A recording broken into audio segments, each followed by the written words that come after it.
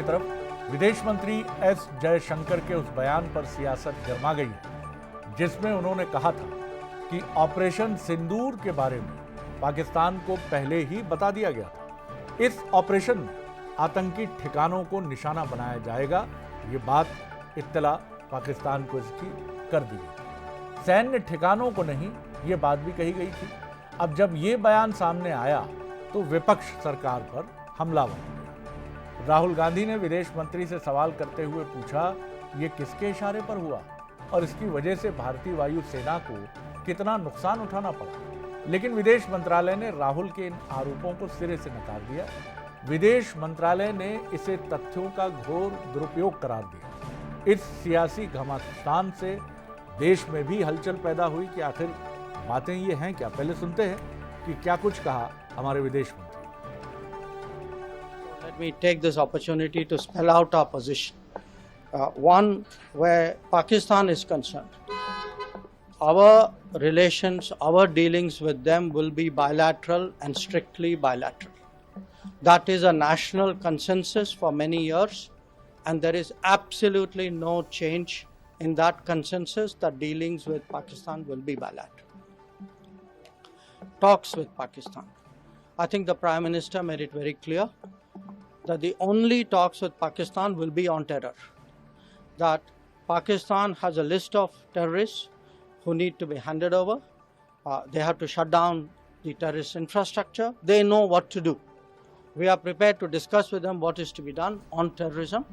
Those are the talks which are feasible.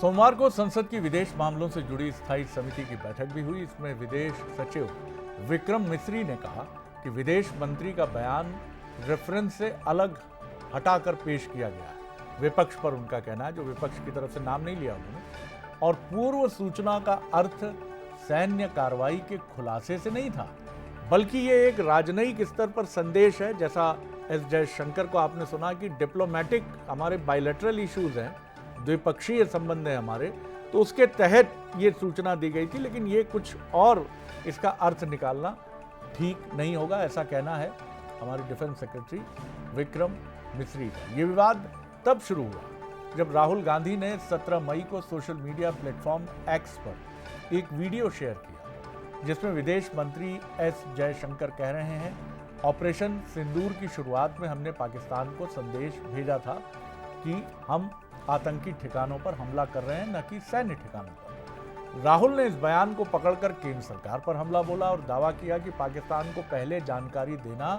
अपराध था। इसके बाद राहुल ने 19 मई को फिर एक्स पर एक पोस्ट किया जिसमें उन्होंने हमला तेज करते हुए कहा कि जयशंकर की चुप्पी, यानी विदेश मंत्री जो भारत के हैं, उनकी कथित चुप्पी न सिर्फ खतरनाक है बल्कि निंदनीय भी है।